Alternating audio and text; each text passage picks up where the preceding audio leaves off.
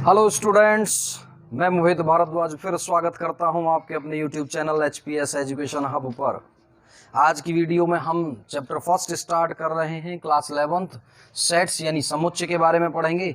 इस वीडियो में हम दो टॉपिक लेके चलेंगे केवल, एक तो सेट्स क्या होते हैं और दूसरा रिप्रेजेंटेशन ऑफ सेट्स पढ़ेंगे। बस दो ही टॉपिक एक्सरसाइज के हिसाब से चलते रहेंगे, आगे जो भी चीज़ एक्सरसाइज आएगी उसका बेसिक्स पढ़ते जाएंगे। अगर हम सेट की डेफिनेशन की बात करते हैं तो सेट की डेफिनेशन होती है ए वेल डिफाइंड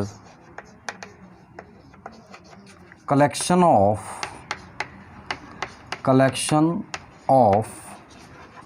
ऑब्जेक्ट्स, यानी सेट होता क्या है? सेट एक कलेक्शन है, और कलेक्शन किसका है? ऑब्जेक्ट्स का। और ऑब्जेक्ट्स भी कैसे होने चाहिए? वेल डिफाइंड होने चाहिए। या अगर हम बात करें यानी वस्तुओं का, ऑब्जेक्ट्स यानी वस्तुओं का सुपरिभाषित, वेल डिफाइंड का मतलब क्या है? सुपरिभाषित संग्रह ही समुच्चय कहलाता है। वस्तुओं का सुपरिभाषित संग्रह यानी well defined collection of objects क्या कहलाता है? सेट्स कहलाता है। वेल डिफाइंड से मतलब क्या है? वेल डिफाइंड का मतलब समझ लीजिए, यानी पर्सन टू पर्सन उसका जो आंसर है वो चेंज नहीं होना चाहिए, वेरी नहीं करना चाहिए, वो सेम आना चाहिए। जैसे अगर हम बात करते हैं एक example, the collection of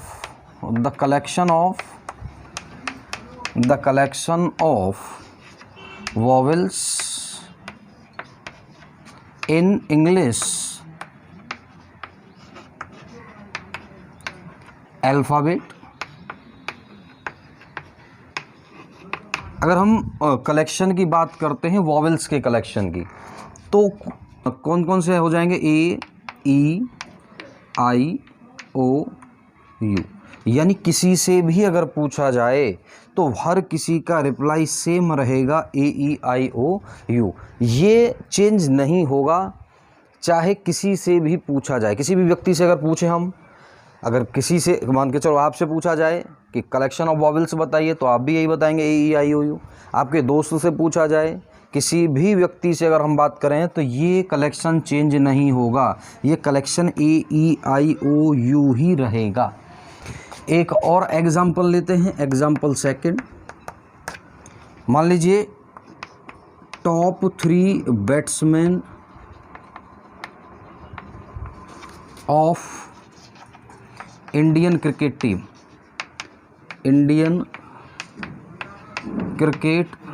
team. इस कंडीशन में क्या होगा? पहली जब हमने बात की कलेक्शन ऑफ वॉवेल्स की, तो यहाँ person to person value change नहीं हो रही है, ये कलेक्शन बदल नहीं रहा, कलेक्शन वही रहेगा। तो यहाँ ये वेल डिफाइंड था, तो हमने कह दिया ये सेट है। यहाँ अगर बात करें टॉप 3 बैट्समैन की, अगर आपसे पूछा जाए तो आपके लिए टॉप 3 बैट्समैन हो सकते हैं धोनी, या आप बात करें विराट, या हो सकते हैं थर्ड रोहित शर्मा। वहीं अगर कोई सेकंड पर्सन है, उससे अगर पूछा जाए तो उसके टॉप 3 बैट्समैन की लिस्ट अलग हो सकती है। हो सकता है वो पंत को पसंद करते हैं, ऋषभ पंत को, हो सकता है वो धवन को पसंद करते हैं, या हो सकता है वो युवराज को पसंद करते हैं। तो इस कंडीशन में क्या है?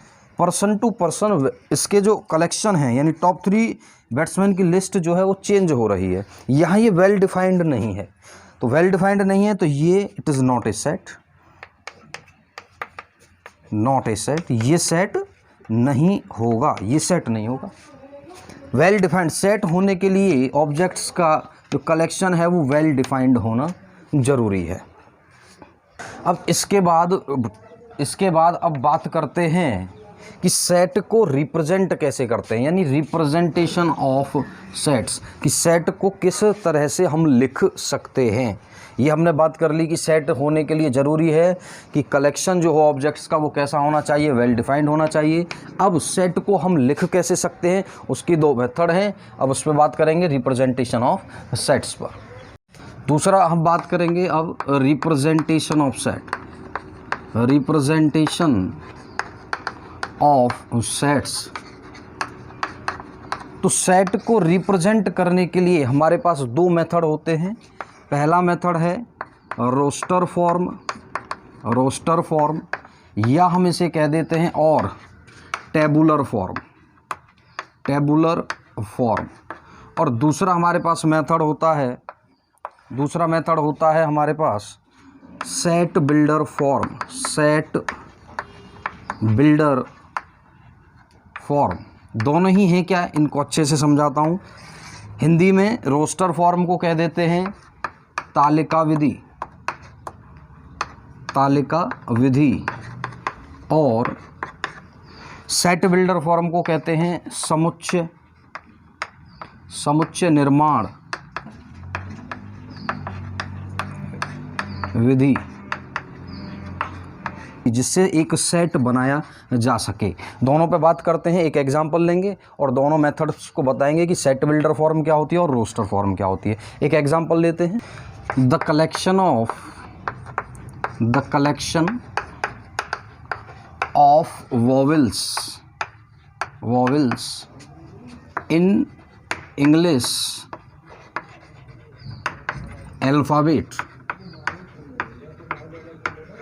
तो ये क्या है, ये एक सेट है, कलेक्शन ऑफ वॉवेल्स। यानी अगर वॉवेल्स की बात करें तो वही होंगे, अभी हमने बताया ए होगा, ई, आई, ओ और यू, सबके आंसर सेम होंगे। ये क्या है, एक वेल डिफाइंड है, ये वेल डिफाइंड कलेक्शन है, तो ये एक सेट होगा। अब इसको रिप्रेजेंट कैसे कर सकते हैं, अगर हमें इसको रोस्टर फॉर्म में लिखना है, अगर इसी बात को रोस्टर फॉर्म में लिखना है, रोस्टर फॉर्म कह दें या टेबुलर फॉर्म कह दें, तो समझ लीजिए लिखने का तरीका क्या है। इस सेट को जब भी हम रिप्रेजेंट करते हैं या किसी सेट को नाम देते हैं, वो हमेशा कैपिटल लेटर में देते हैं। मान लीजिए ये एक सेट, मान लिया हमने ए एक सेट है, तो इसको कैपिटल लेटर में लिखते हैं, और जो सेट लिखा जाता है वो करली ब्रैकेट के अंदर लिखा जाता है ये, और इसको कॉमा से सेपरेट करते हैं हर एक एलिमेंट को, ए, ई, आई, ओ, यू, ये करली ब्रैकेट के अंदर लिखा जाता है।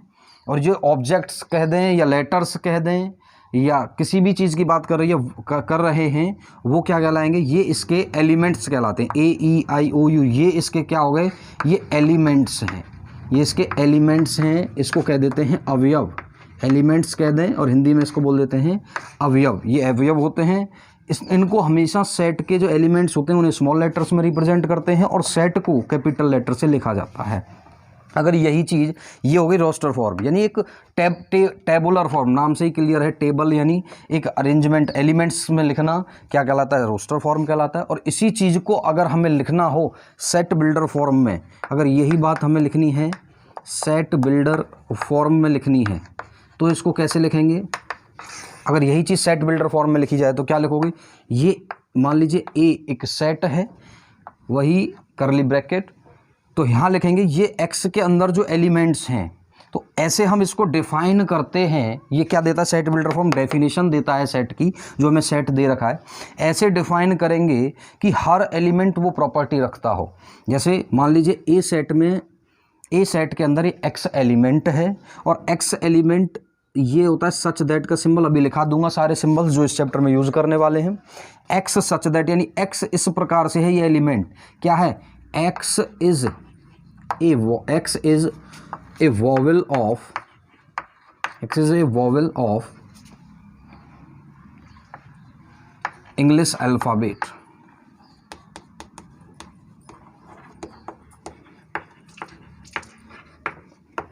और करली ब्रैकेट लगा देंगे, दोनों इसको लिखा जाएगा करली ब्रेसेस के अंदर। और ए एक सेट है, एक्स एलिमेंट्स हैं इसके अंदर, और एक्स एलिमेंट्स क्या प्रॉपर्टी रखते हैं, एक्स एलिमेंट्स रखते हैं एक्स इज़ ए वॉवल, यानी एक्स एक क्या है, स्वर है, किसका, इंग्लिश अल्फ़ाबेट का। तो ये सारे एलिमेंट्स यही निकल के आएंगे। ये हो गई इसकी सेट बिल्डर फॉर्म, यानी एक प्रॉपर्टी या डेफिनेशन, ये डेफिनेशन भी देता है, हम ये भी कह सकते हैं ये सेट की डेफिनेशन देता है, जिससे एक सेट बनाया जा सके, सेट बिल्डर फॉर्म। ये सेट बिल्डर फॉर्म में लिखने का तरीका है किसी भी चीज़ को। और ये टेबुलर फॉर्म कह दें, या तो टेबुलर फॉर्म कह दीजिए या रोस्टर फॉर्म कह दीजिए, ये रोस्टर फॉर्म में लिखने का तरीका है। और एक चीज़ को ध्यान रखना कि सेट के अंदर, सेट जब हम लिखते हैं तो यहाँ एलिमेंट्स को कभी रिपीट नहीं करते। जैसे एक एग्जांपल लेते हैं, दूसरा एग्जांपल एक और लेते हैं, the set of letters of word school. अगर हमें सेट लिखना है किसका, लेटर्स का, अब यहाँ ध्यान देना है, लेटर्स जो स्कूल वर्ड जो मिलके बना है, किस किस लेटर से मिलके बना है, एस है, सी है, एच है, ओ है और एल है। यहाँ ओ 2 बार रिपीट किया गया है, लेकिन जब हम इसको सेट की फॉर्म में लिखेंगे तो इसका रिपीटेशन नहीं करते हैं, यानी एक लेटर को एक ही बार लिखा जा सकता है। जैसे अगर मैं इसको रिप्रेजेंट करूँ, मान लीजिए एक सेट हो गया ए, तो अगर मैं इसको रिप्रेजेंट करूँगा तो एस कॉमा लगा के इसको सेपरेट कर देंगे, सी, एच, ओ और एल, ये सेट हो गया किसका, लेटर्स ऑफ वर्ड स्कूल। अब यहाँ ध्यान देना, ये ओ जो रिपीट नहीं करना है, इसको लेटर्स का रिपीटेशन नहीं करते हैं, एलिमेंट का रिपीटेशन नहीं होता है, एक एलिमेंट को एक ही बार लिखा जाएगा, यानी लेटर का रिपीटेशन नहीं करते हैं। एग्जाम्पल्स पर चलने से पहले कुछ चीज़ें आपको थोड़ा सा क्लियर कर दूं। जो सिंबल्स हम इस चैप्टर में यूज करने वाले हैं वो सिंबल कौन कौन से हैं। जैसे अगर सेट ऑफ नेचुरल नंबर है, सेट ऑफ नेचुरल नंबर्स को रिप्रेजेंट करना है, रिप्रेजेंट करते हैं एन से, या सेट ऑफ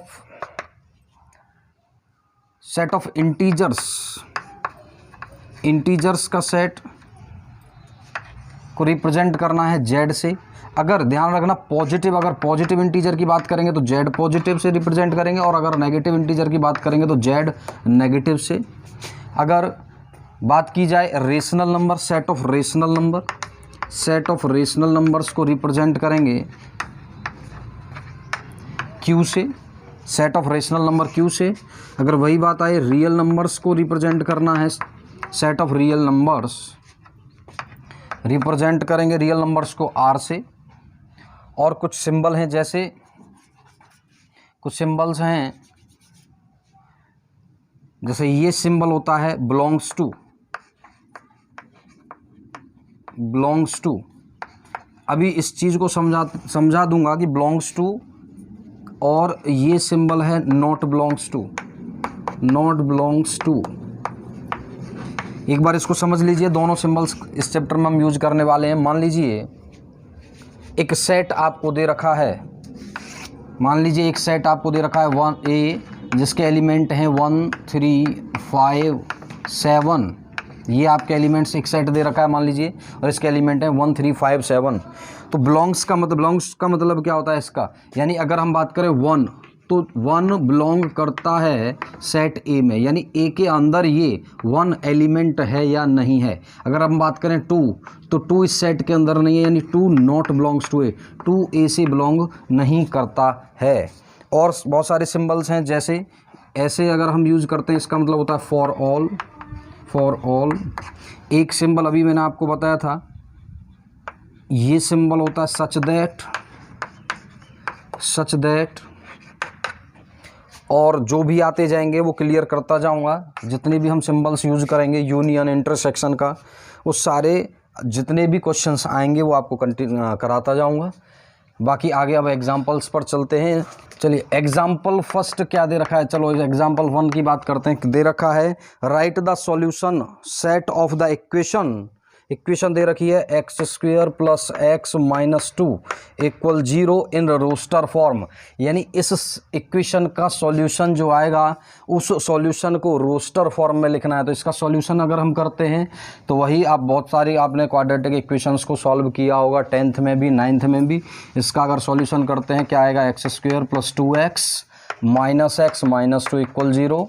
ये आ जाएगा, x कॉमन ले लीजिए, x + 2 - 1 कॉमन ले लेंगे तो x + 2 = 0।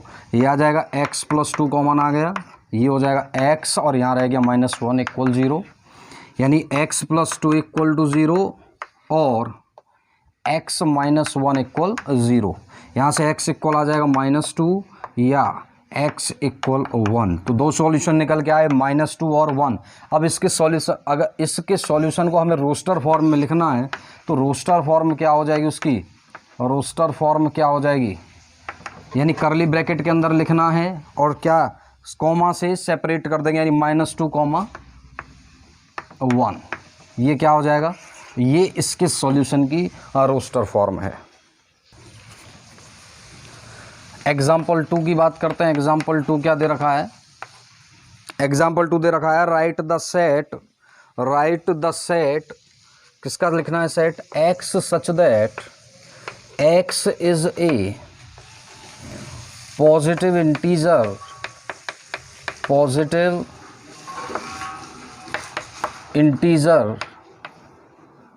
एंड दे रखा है x square is less than 40।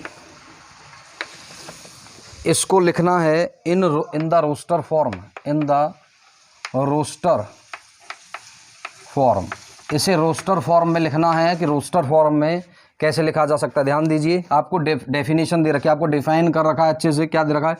एक सेट दे दिया, मान लीजिए ये एक सेट है ए, मान लो ये एक सेट है।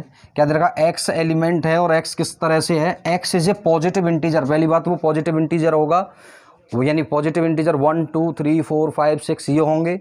और दूसरा, अगर उस पॉजिटिव इंटीजर का स्क्वायर करते हुए हमेशा 40 से कम आना चाहिए। रोस्टर फॉर्म में लिखेंगे, करली ब्रैकेट स्टार्ट कर दीजिए। पहला ही पॉजिटिव इंटीजर 1 का स्क्वायर करेंगे तो वो भी 1 आएगा, यानी 40 से कम है। नेक्स्ट है 2 का स्क्वायर करिए 4, ये भी 40 से कम आएगा।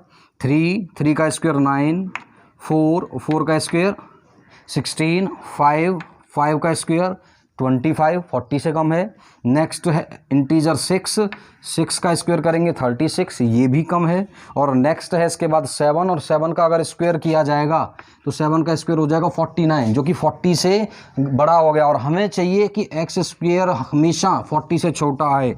तो इस ए सेट के अंदर एलिमेंट्स जो आएंगे केवल क्या आएंगे? 1 2 3 4 5 और 6, केवल यही पॉजिटिव इंटीजर होंगे। यही इसकी रोस्टर फॉर्म होगी, यही इसकी रोस्टर फॉर्म हो जाएगी।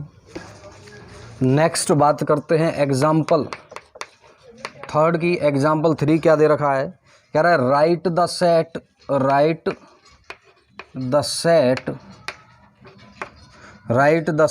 ए इक्वल 1 4 9 16 25 एंड सो ऑन।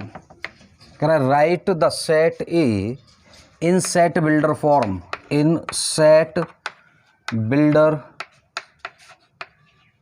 तो सेट बिल्डर फॉर्म क्या हो जाएगी इसकी समझ लीजिए।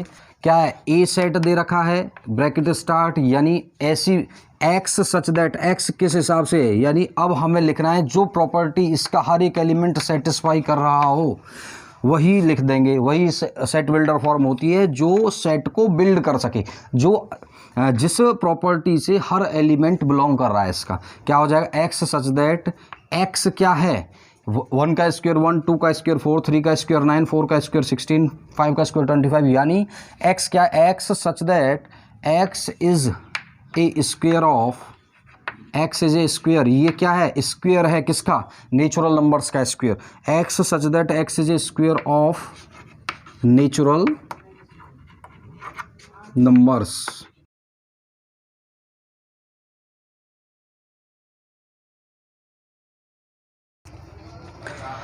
नेक्स्ट एग्जाम्पल 4 दे रखा है right the set 1/2, 2/3, 3/4, 4/5, 5/6, 6/7 in the set builder form. ये आपको क्या दे रखी है? रोस्टर फॉर्म दे रखी है, और आपको इसे लिखना है सेट बिल्डर फॉर्म में। तो आपको ध्यान से देखिए, मान लीजिए एक सेट है, या सीधा लिख दो, अगर इसकी सेट बिल्डर फॉर्म लिखेंगे, अगर इसकी सेट बिल्डर फॉर्म लिखेंगे क्या हो जाएगी? देखिए, सेट बिल्डर फॉर्म अगर लिखें तो वही लिखना है एक्स एलिमेंट है इसका, और एक्स क्या प्रॉपर्टी रखता है, यानी ये सभी देखिए 1 2 3 4 5 6 सभी नेचुरल नंबर्स हैं। अगर नीचे हम डिनोमिनेटर में बात करते हैं तो यहाँ 1 था, लेकिन इसके नीचे डिनोमिनेटर में 2 है, यानी एक ऐड हो गया। यहाँ 2 है तो डिनोमिनेटर में 3, यहाँ भी एक ऐड हो रहा है। अगर देखेंगे तो यही हर एलिमेंट यही प्रॉपर्टी रखता है। तो इसको क्या लिख सकते हैं? X such that x equal, x किसके बराबर है? n अपॉन n प्लस 1, यानी x इक्वल हो जाएगा n अपॉन n प्लस 1। हर एलिमेंट एक बढ़ के है नीचे वाला, तो n क्या हो जाएगा? Where n belongs to natural number, यानी n क्या है? नेचुरल नंबर है। एंड दूसरी बात क्या रखोगे, एंड जो n होगा वो 1 से तो स्टार्ट है और 6 तक जा रहा है, तो क्या लिख देंगे, वेयर n की जो वैल्यू होगी, एंड n, इसको आगे लिख देना, एंड n क्या होगा, greater than equal to 1 and less than equal to 6 होगा, और करली ब्रैकेट के अंदर इसे लिख देंगे। ये इसकी सेट बिल्डर फॉर्म हो जाएगी कि x such that x equal क्या होगा, n अपॉन n प्लस 1। अगर इसे देखेंगे n की जगह 1 लगाएंगे तो 1 अपॉन 1 प्लस 1 1/2 पहला एलिमेंट आ जाएगा। अगर n की जगह हम 2 लगाएंगे तो 2 अपॉन 2 प्लस 1 3 हो जाएगा दूसरा एलिमेंट। तो अगर हम 6 तक हम करेंगे तो यही चीज़ हमारे सामने निकल के आएगी, ये क्या हो जाएगी, सेट बिल्डर फॉर्म हो जाएगी। नेक्स्ट एग्जाम्पल 5 आपको दे रखा है, मैच करना है, एक तरफ आपको दे रखी है रोस्टर फॉर्म और दूसरी तरफ दे रखी है आपको सेट बिल्डर फॉर्म। आपको चेक करना है कि कौन सी रोस्टर फॉर्म के लिए कौन सी सेट बिल्डर फॉर्म है, आपको सही मैच करना है। पहला बहुत आसान है, दिखाई पड़ रहा है PRINCAL, एलिमेंट्स दे रखे हैं, बिल्कुल सिंपल है, ये डी वाली प्रॉपर्टी को सेटिस्फाई करता है, सिंपल, ज़्यादा इसमें तो दिमाग लगाने का कुछ है ही नहीं। प्रिंसिपल, उसने कहा है x एलिमेंट है, x is a letter of the word principle, तो फर्स्ट वाला किससे मैच करेगा, डी से मैच कर देना है। नेक्स्ट दे रखा है दूसरा जीरो को ध्यान से समझिए, यहाँ कह रहा है x such that x is a positive integer and A divisor of 18, यानी पहली चीज़ पॉजिटिव इंटीजर होना चाहिए, डिवाइजर ऑफ 18 होना चाहिए, तो जीरो है नहीं। दूसरा दे रखा है x such that x is an integer and square x square minus 9 zero होना चाहिए, ये भी पॉसिबल नहीं है कि जीरो का स्क्वायर माइनस 9 जीरो आ जाए। तीसरा हमें दे रखा है x एक एलिमेंट है, x is an integer, x एक इंटीजर है एंड x प्लस 1 इक्वल 1 आना चाहिए, तो जीरो यहाँ एलिमेंट है। जीरो को किसी भी नंबर में अगर यहाँ 0 प्लस 1 करेंगे, यानी 1 में अगर 0 को ऐड किया जाए तो हमें हमेशा क्या मिलेगा, 1 ही मिलेगा, तो दूसरा वाला मैच करता है C से।